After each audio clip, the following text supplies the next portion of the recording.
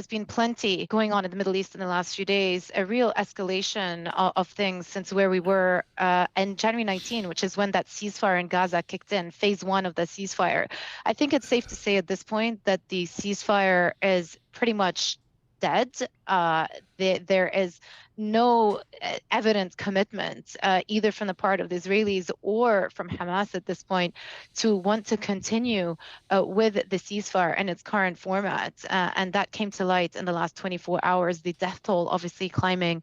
The latest figures from Gaza Health Ministry showing that more than 400 people were killed in yesterday's airstrikes.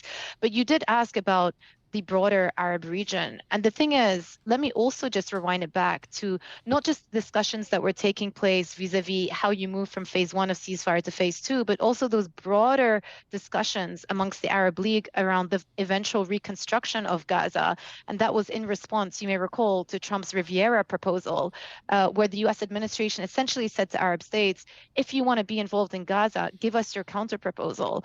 And now it appears to be the case that this is such a remote possibility. You can't even think about reconstructing when airstrikes are still a daily feature of the lives of Palestinians, and where Israeli hostages are still being held in captivity by Hamas. So we really seem to have gone back to square zero again with the events of the last 24 hours. And Joumanna, during the ceasefire, the exchange of hostages was taking place maybe at a slower pace than people would have liked. What happened from the perspective of Hamas to refuse to release the remaining hostages? What changed?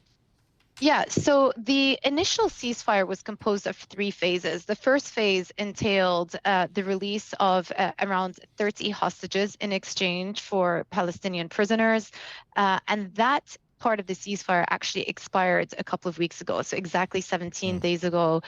One of the other preconditions was for the IDF to withdraw away from populated areas in the Gaza Strip, but to maintain a buffer zone. And there was also an understanding that they would start within the middle of phase one talks around progress to phase two, where Hamas would release the rest of the hostages. It is estimated that 60 hostages are still held with Hamas, about half of them still alive, and that Israel would fully retreat from the Gaza Strip. Now, the U.S.